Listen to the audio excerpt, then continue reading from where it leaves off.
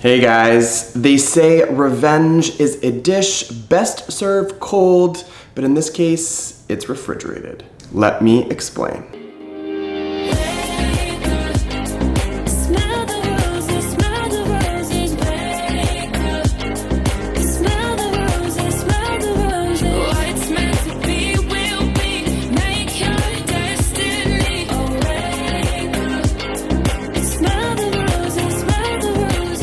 Houseplant pests like spider mites and mealy bugs are a plant parent's worst nightmare. Regardless if you have a few houseplants or a full tropical indoor jungle, understanding and managing houseplant pests can be extremely daunting. When it comes to these pesky little houseplant pests, we need to be thinking in terms of treatment and prevention. Even the most diligent and cautious plant parent can be taken by surprise. One of my alocasia plants was looking a little bit sad, it was a little bit droopy, and upon closer inspection, the thing was crawling with spider mites and their nasty little webs.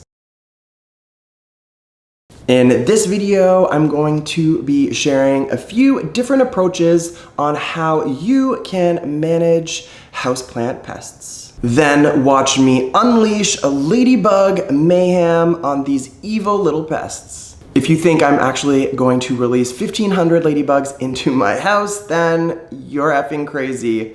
200 should do the trick. Thanks for checking out this video. I'm Tyler, and if you like what you're seeing or you find this video to be useful, don't forget to give it a thumbs up, or better yet, you can subscribe to my channel. Now, I've talked a bit before about my thoughts on the entire houseplant pest situation. At the end of the day, this is something that we all potentially deal with. Just know it's not your fault and you haven't done anything wrong. It's a part of being a plant parent, and it's totally manageable. Now, I have to say, I always am very diligent in quarantining new plants that I'm bringing in to my home, but because of this whole spider mite situation, I have recently changed strategies. Before, I would sort of inspect my new houseplants, definitely at the nursery, and then once I've brought them into my house.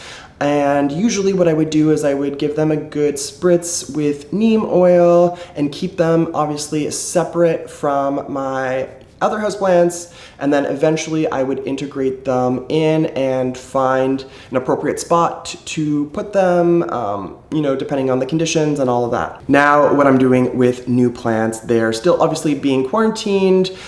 Instead of using neem oil, I am using a botanical insecticide to treat them, which brings me to the entire treatment versus prevention conversation. I think that neem oil is best suited for prevention and can be a part of your entire sort of plant care, plant health, and maintenance routine. But not because you've actually seen something crawling around. Neem oil, in my experience anyway, seems to be a good deterrent, but slow acting, which is great, but not if you're trying to kill upon contact. Using insecticides definitely have some clear drawbacks, but again, in my experience, they do a much better job when there's a clear situation going on. Alright, so I wanted to explore other options in terms of preventing and treating houseplant pests, which ultimately led me to none other than the ladybug.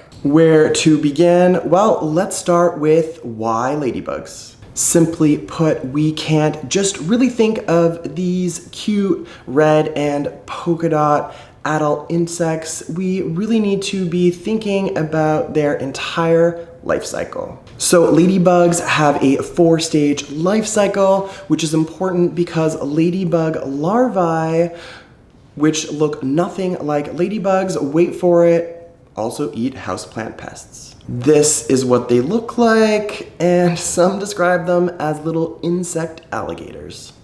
If you're interested in more content like this, please give this video a thumbs up or leave a comment down below. Ladybug larvae are referred to as lady beetles. How classy.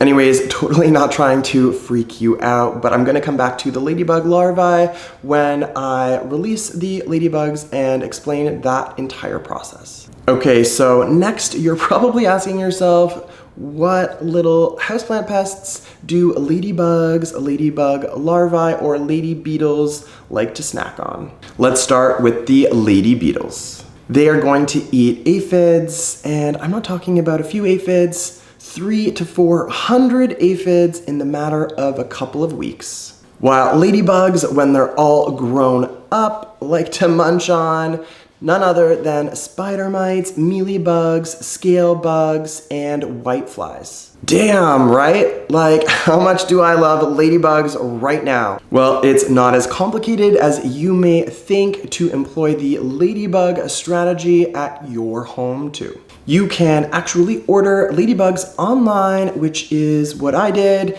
and I would recommend expediting delivery, especially in the summer or if there's any extreme weather. Now, they get delivered right to your door, and this is how I got my ladybug package. To really show me some love, hit the bell for alerts and notifications on future content. Now, once they've arrived, what you're going to want to do is grab a little piece of paper towel, put some water on it, and then kind of squeeze any excess water out. So you have basically like a moist paper towel piece, and then you can throw that in the container. That will give them a little bit of a water source. And then what you need to do is throw them in the refrigerator. Yes, that's right, the refrigerator, until the time is right. Yes, you need to put your ladybugs in the fridge, but there are a few considerations that you need to know about. First, putting them in the fridge is kind of like winter for them. It's kind of putting them in a close to dormancy state. That being said, however, the longer they are refrigerated, the shorter their lifespan will actually be. All that being said, I wouldn't recommend keeping them refrigerated for longer than about a month, which is quite a long time. I've actually only had mine refrigerated for a couple of days. In terms of when you should be releasing or employing your ladybugs, the best time to do that is when it's cool. So, basically what that means is in the early evening is ideal. You're not gonna want to sort of release the ladybugs in the midst of, a hot summer day. Now, there is a sort of best practice or, a better method in terms of how to release them or put them, on your house plant. So first and foremost, if you have a specific house plant that needs to be treated because you can see that it clearly has pests on it or not, basically the best way to go about doing this is to take some of the ladybugs and actually place them at the base of the plant on the top of the soil. And what will hopefully happen at this point is that the ladybugs will, start to, climb up the plant, and eventually you're gonna want them to lay their larvae because, like I said, the lady beetles are gonna also eat up and snack on all of those pests as well. Okay, and just know that obviously you don't need to do all of this indoors. You can do this outside in a covered porch or patio, just so you don't have thousands of ladybugs flying all around your home. Well, that's it for me. Oh yeah, don't forget to give this video a thumbs up, or better yet, hit that subscribe button. Miss you guys already. Until the next one.